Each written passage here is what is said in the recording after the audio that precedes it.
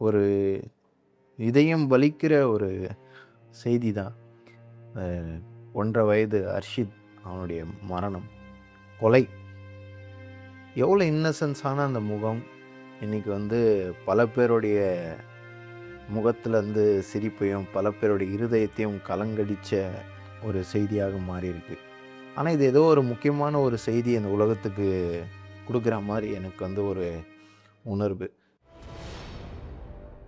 நெறைய பேரு கட்டாயமா தெரிஞ்சிருக்கும். இது கேரளால நடந்த ஒரு கோர சம்பவம். ஹாஸ்பிட்டல் கூட்டு போறாங்க. உணவு தொண்டையில சிக்கியிருக்கு அப்படின்னு சொல்லி.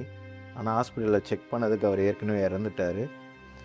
அந்த சோதனையில என்ன தெரியுதுன்னா, 51 இடங்கள்ல காயம்.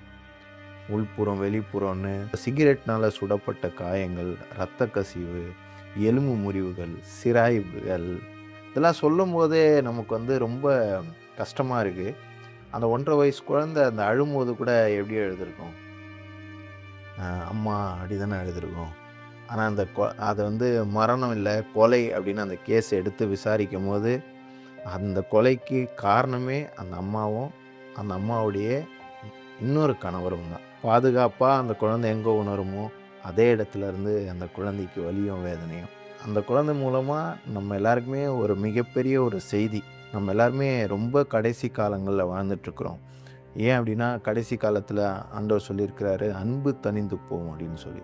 எவ்வளோதான் வெறுப்புணர்வுகளும், எவ்வளோதான் கோபங்களும் இருந்தாலும், ஒரு 1 1/2 வயது குழந்தையின் மீது அது காண்பிக்க முடியும் அப்படின்னா, நம்ம எவ்வளோ கல் நெஞ்சக்காரர்களா மாறிட்டுருக்குறோம்ல. இப்போ இன்னைக்கு எவ்வளோ பெரிய ஒரு டெவலப்மெண்ட்ஸ்குள்ள, எவ்வளோ பெரிய ஒரு குரோத்குள்ள போயின்ட்டுருக்குறோம். காலம் எவ்வளோ மாறிட்டு இருக்குது. ஆனா இன்னைக்கும் மனிதர்களுடைய மனது ரொம்ப கடினமாக மாறின்ருக்கு.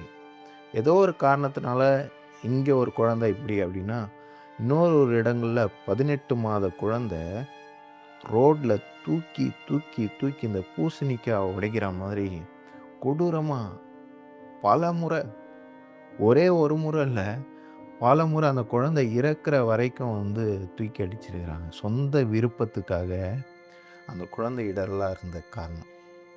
இதெல்லாம் பார்க்கும்போது ரொம்ப பகீர்னு இருக்கு. நெறைய பேர் கருத்து தெரிவிக்கிறாங்க. நெறைய பேர் போஸ்ட் போடுறாங்க. அந்த குழந்தைங்களுக்கு ஆதரவா.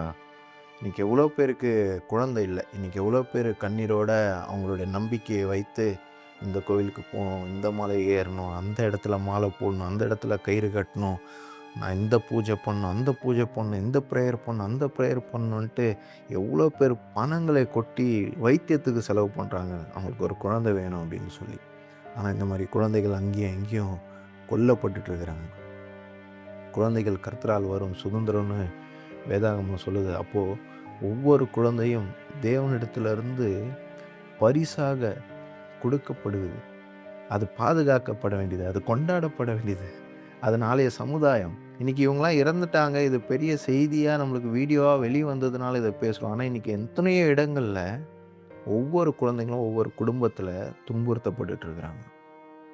அது எல்லா வகையிலயும் மென்டலி, எமோஷனலி, பிசிக்கலி அந்த குழந்தைங்களால பேச முடியாது. இன்னைக்கு தாய் தந்தைகளோட கருத்து வேறுபாடுகள்ல இன்னைக்கு எத்தனையோ குழந்தைகள் வேதனையோட இருக்கிறாங்க.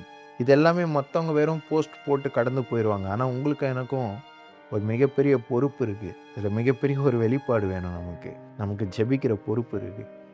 குடும்பங்களுக்காக ஜெபிக்கணும். இந்த மாரி துன்புறுத்தப்பட்டு எத்தனையோ குழந்தைகள் கொல்லப்பட்டுட்டு இருக்கிறாங்க. அந்த குழந்தைகளுக்காக ஜெபிக்கணும். இன்னைக்கு நம்ம இதுக்காகலாம் திறப்புல நிக்கணும். குடும்பங்களுக்காக, குழந்தைகளுக்காக. இந்த மாரி துன்புறுத்தப்பட்டு எவ்வளோ துன்புறுத்தலுக்கு ஆளாக்கியிருக்கிற குழந்தைகளுக்காக. நாளைய சமுதாயம் இவங்க பாதிப்போட வளர்ந்தா கூட, இவங்க யாராக மாறுவாங்கன்னா, சமுதாயத்தில மிகப்பெரிய வெறுப்போடு கூட வளர்ந்திருக்கிற ஒரு சமுதாயமா மாறி நிப்பாங்க. தயவுசெய்து அந்த அர்ஷித்துக்கும், அ அந்த 18 மாத குழந்தை, தரையிலேயே அடித்துக் கொல்லப்பட்ட குழந்தை.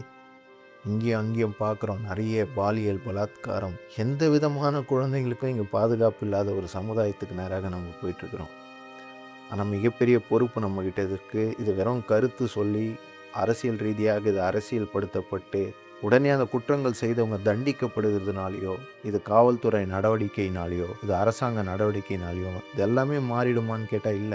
தேவன் நம்மகிட்ட மிக தெளிவா சொல்லியிருக்கிறாரு, கடைசி காலங்கள்ல அன்பு தணிந்து போகும்ன்ட்டு. அப்போ கடைசி காலங்களுக்குள்ள நம்ம போகிறோன்றத உணர்ந்து நம்ம எல்லாம் திறப்புல நிற்கணும். இப்படிப்பட்ட குழந்தைகள், இப்படிப்பட்ட சமுதாயம் பாதிக்கப்படாதபடிக்கு, இப்படிப்பட்ட குடும்பங்கள் பாதிக்கப்படாதபடிக்கு கண்ணீரோடு கூட இதை வெறும் கருத்து அப்படின்னு சொல்லி வெறும் நம்ம கமெண்ட் பண்ணிக்கிட்டு போகிறவங்களா இல்லாமல் ஜெபிக்கிறவங்களா மாறும்.